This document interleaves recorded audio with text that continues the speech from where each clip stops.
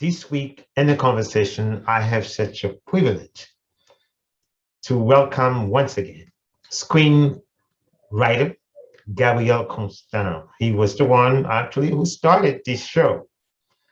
He didn't realize that, but tonight I have this great opportunity to speak to him again.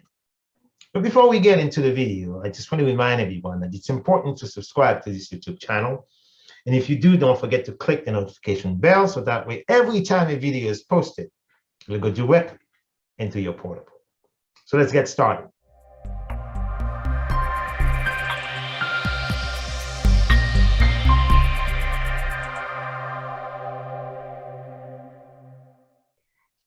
Again, my name is Ardain Isma, and I'm here this evening with a compelling screenwriter, Gabriel Constans.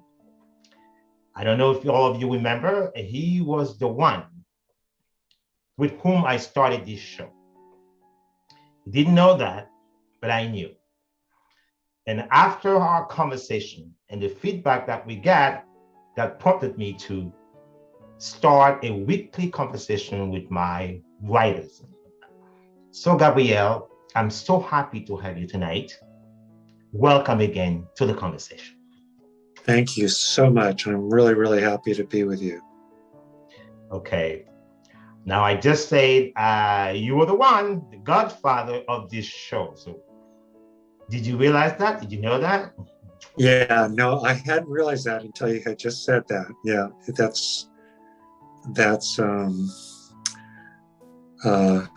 I feel very honored. Yeah, and the channel existed before,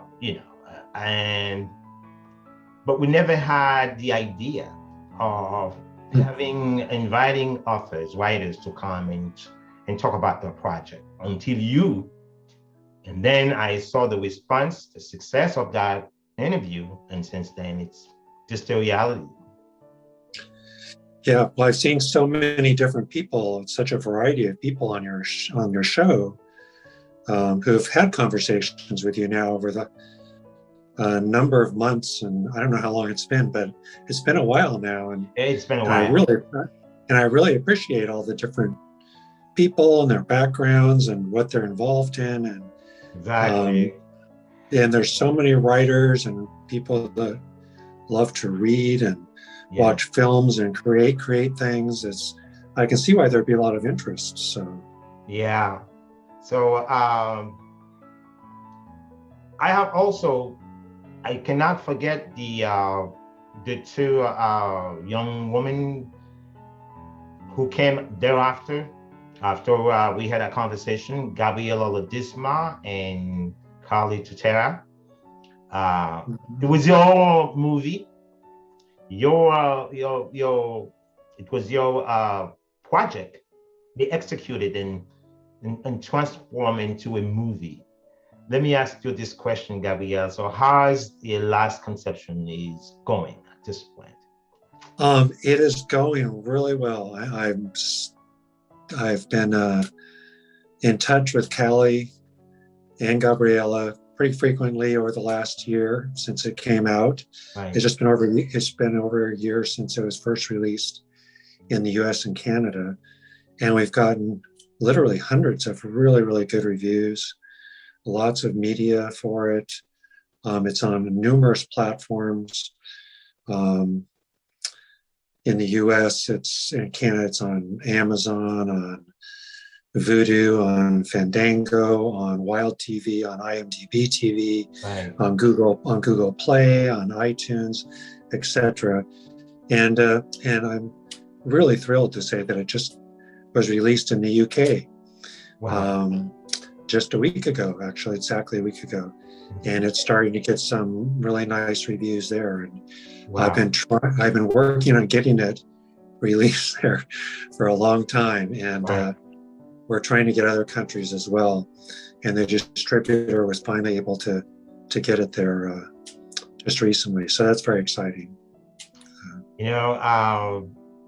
Last week, I believe there was one of our authors from our Twitter writing community sent me a message, wanted to to speak to Poison Picture, it was because after she heard of your book, which was translated, transformed into a movie. She was very, very interested about it too.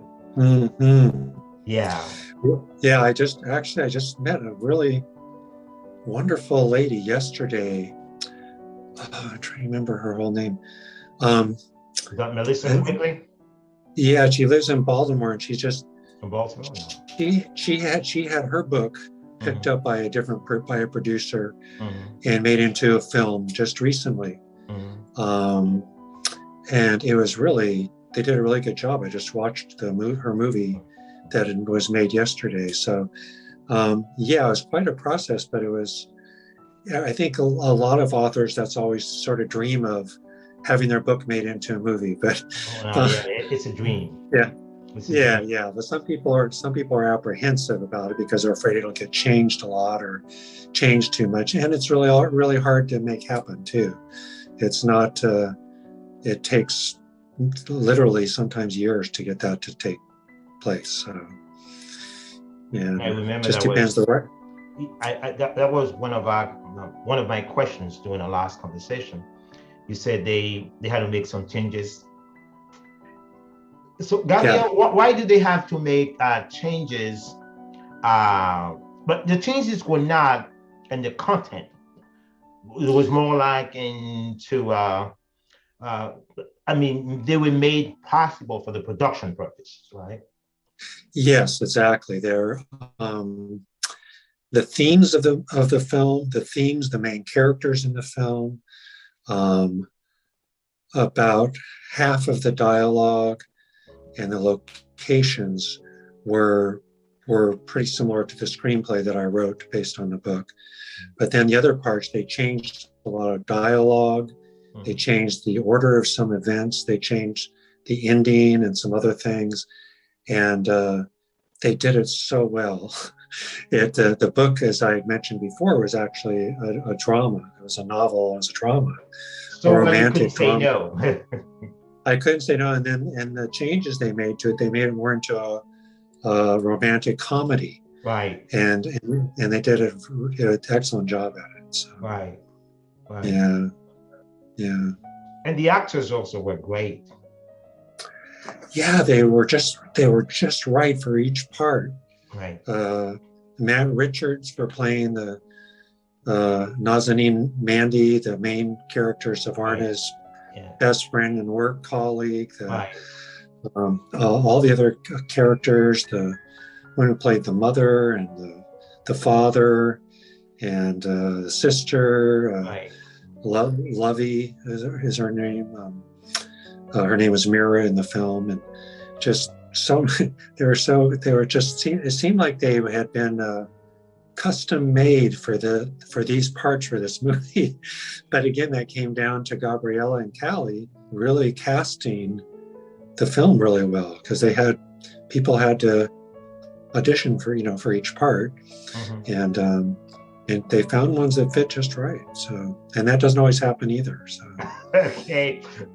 Now let me ask the question, Gabriel. So you know that the release in the UK is this weekend, or next week? It was last week. It was last week. Yeah, on the 20th. So it's been out for just about a week and a half there in the UK. And you didn't have to travel to the UK for that? No, I didn't have to travel there, and it's all streaming services online. Okay. So it's not in any theaters or anything like that. So I think probably the vast majority of movies or shows, series getting released nowadays are on TV or on streaming services, and not in theaters. So it's starting to get some more back in theaters, and probably in about a half year it'll be 50-50. But the last year or two, it's really changed, and people really don't even necessarily getting attached to it being in a theater, because it costs much more money to get it in a theater. And a lot of people really enjoy just being able to watch movies from home. So I remember a few weeks ago, I had a conversation with another filmmaker. It was Rose, and she was telling me the same thing you're saying now, Gabrielle. Due to the extraordinary moment that we are living in right now, the pandemic, the movie industry is feeling really in the pinches of that. Yeah, it's really been changing quite a bit, and people are just out of financial necessity and observation of what is people's choices and what they prefer have had to change. So okay. Yeah. So Gabriel, since then, I remember in that conversation also, you told me you have ceased to write strictly novel. You've been focusing more on screenplay. I have. So what is the fundamental difference between sitting down to write a novel, novelistic prose, and sitting down to write a screenplay?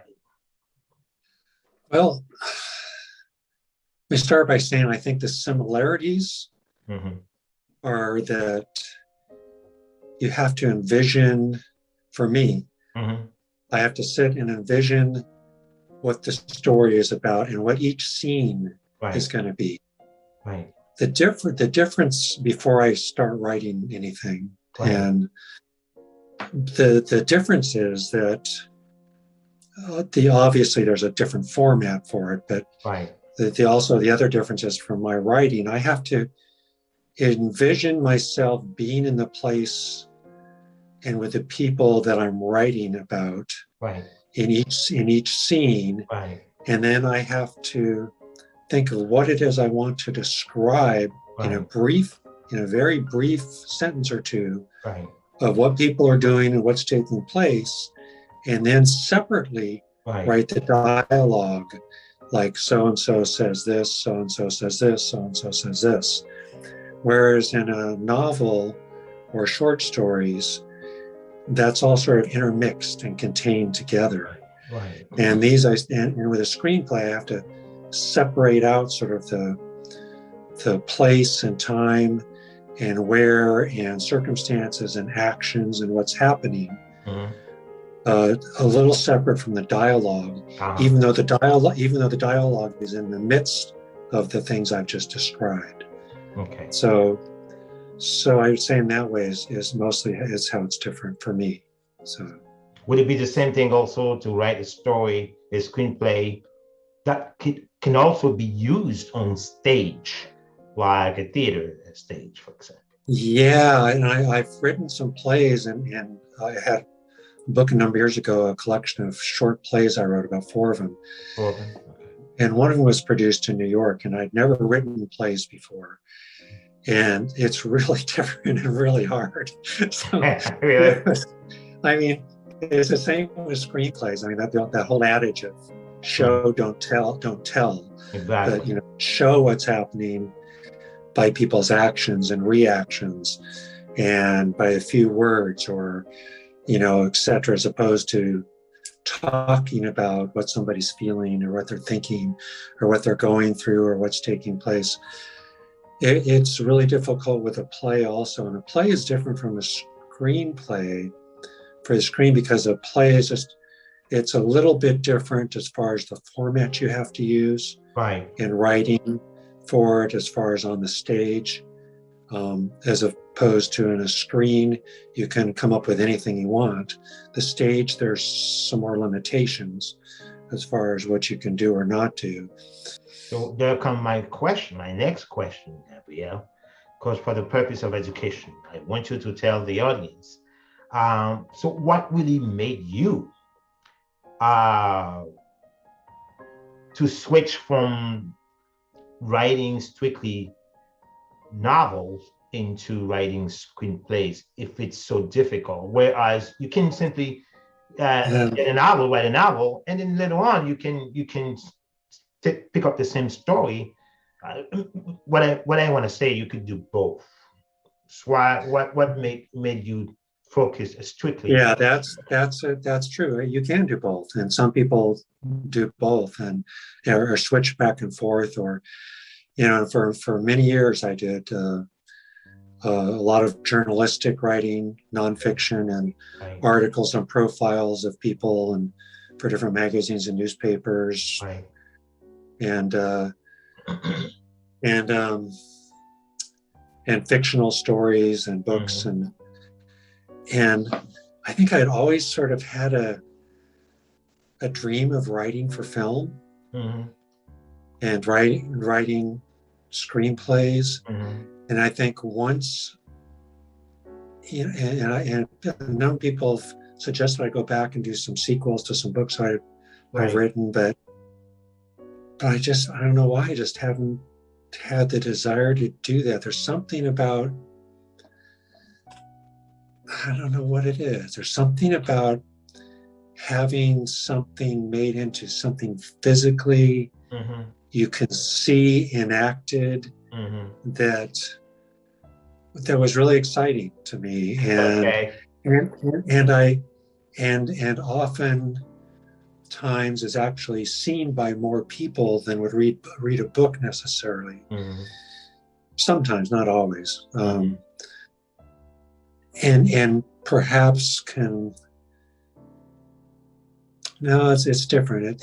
Books can move people too.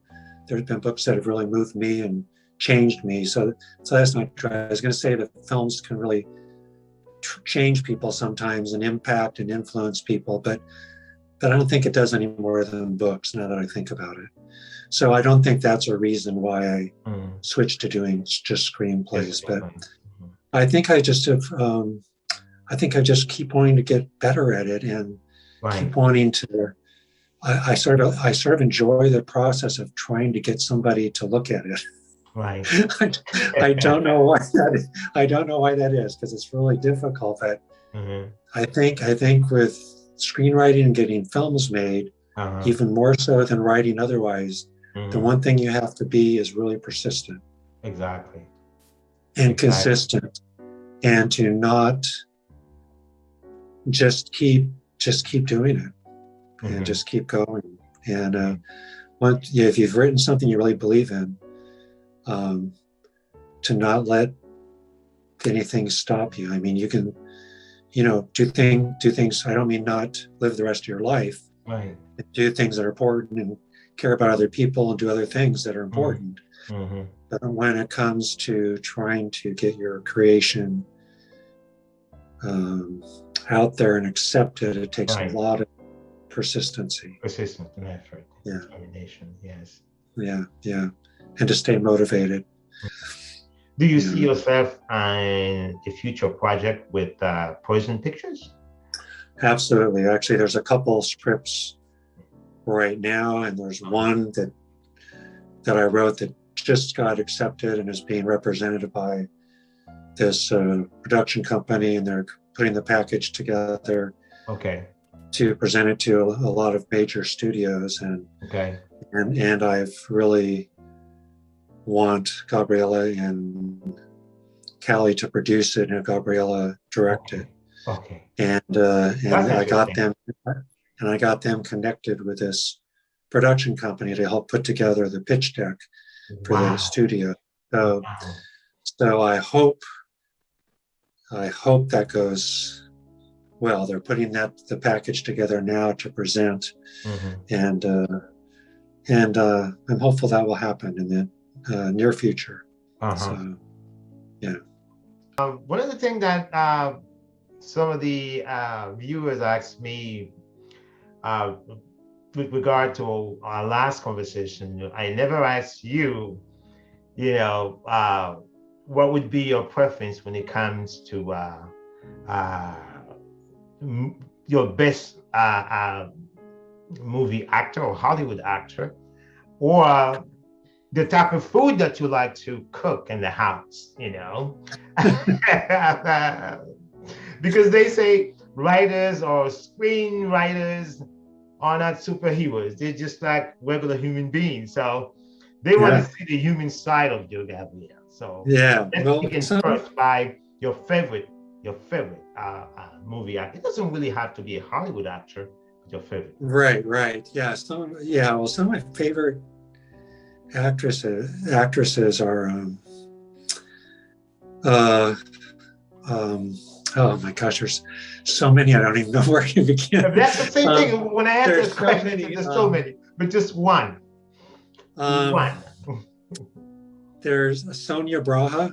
Okay. I really enjoy. She's been in a lot of films. She's an older actress, now in her 60s, and she's been in so many different films. The woman who's in, excuse me, was in How to Get Away with Murder, and has been in lots of other films and TV series. Oh gosh, just all these people's names. It's just I'm not thinking of them at the moment. They're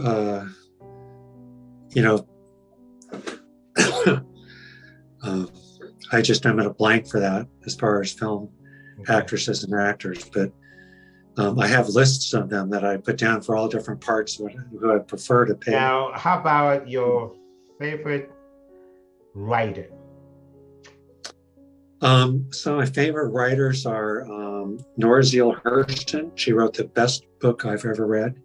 My favorite book, called Their Eyes Were Watching God. Alice Walker sort of brought her to light a number of years ago. She wrote back, some woman who wrote back in the 30s. Alice, actually she wrote a lot. She grew up and wrote about her experiences in Florida during that time. And Alice Walker, I really like a lot of her books.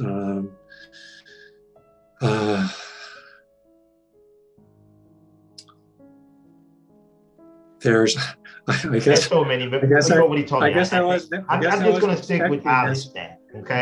Barbara Kingsolver, I've really enjoyed. Isabel Allende, one of my favorite. James Baldwin, I think, is one of the best writers ever. Okay. All right. But just one, I say there. You kept going, but just one. I think I'm going to go with the first one. Alice, right? Or James Baldwin, the last one. Yeah. Okay, now, the last question. Your favorite cuisine, Gabriel? This sounds very, very simple. Really? But my favorite cuisine are smoothies. Really? I make a batch with all these vitamins and tofu and bananas and chocolate. And in this batch that I make each week, and I just have a glass each day for lunch, and that's my lunch. Okay. And I actually have 2 books of smoothies that I wrote years ago that were published. Really? Yeah. One is called Luscious Chocolate Smoothies, an irresistible collection of delicious cocoa delights. Really? And the other is called Great American Smoothies, which is one of the first books about smoothies that came out when it came out. So you will know that was a long time ago. That was like when my kids were little, so that was like 30 years ago or longer. So, but I always love making different kinds of smoothies, different concoctions, and other than that, I love all kinds of vegetarian dishes. So, wow. Yeah. Do you have a favorite that when it comes to cuisine? Well, I mean, I'm a passionate the Haitian cuisine, which is typically stewed chicken and rice and beans. I love that, but these days it's too fattening, so I'm trying to stay away from it. Or sometimes I tend to mix it with salad, so that way it would lessen the fight for me. But because I'm so passionate about it. But more and more, my wife doesn't really cook it as much as she used to. but whenever I go down to see my relatives in Miami, so little Haiti, there are plenty of Haitian restaurants, so I would go there and enjoy it. You know, so I Yeah. love. But other than that, also I really do love Italian cuisine. Oh, nice. Our son's boyfriend's sister Mhm. is Haitian and from Florida, Oh, really? and they all live together in the same house. Okay. She just moved in with them, her and her son, Okay. and she's been cooking all these Haitian dishes for my Wow. son and his boyfriend, and he's been learning about a lot of them and loves them. Yeah, yeah. You really need to ask them to bring you out, just a little bit so you can taste it too. That would be well. Next time we go up there and visit, we're definitely going to see if her name is Candy, and we'll. What city did they live on? You say what city did they live on? In Los Angeles? Oh, I don't remember what city. I don't remember. It was somewhere in southern Florida. I don't remember Oh, southern Florida. Okay. which city she lived in. Yeah, Oh, yeah, okay. yeah. All right, Gabrielle, it's been such a pleasure to have you again in the Well, conversation. likewise, it's I can and I know about in a half hour from now. I remember all the actresses and actors that I was trying to think of when you're my favorite